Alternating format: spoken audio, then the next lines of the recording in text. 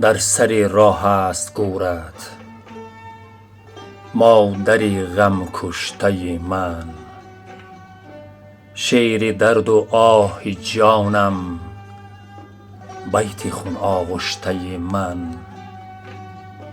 بگذرند از پهلوی تو مردمان گاه بالا گاه پایان، گه سواره گه پیاده با تکاپویی زیاده.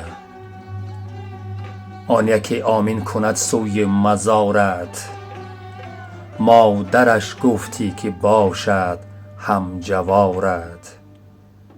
دیگر پروای صد محشر ندارد، گویا مادر ندارد. آن یکی گردونش گردون نورد است، سر به گردون سوده است. دیگر بین زمین و آسمان بوده نابوده است.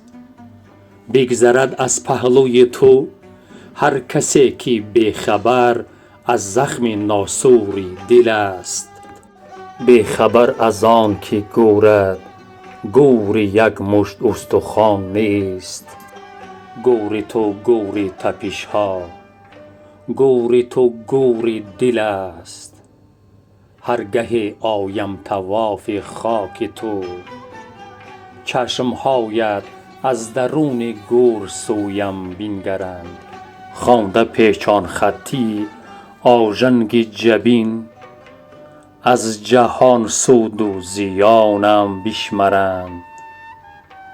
چشم پوشیدی اگر از زندگانی، سوی من باز است چشم انتظارت.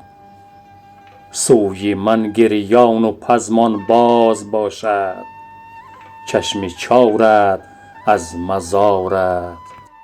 مادری غم کشته من گرچه در زیر زمینی، باز هم در زیر گردون راه پای و ره نشینی. باز هم در زیر گردون راه پای و ره نشینی.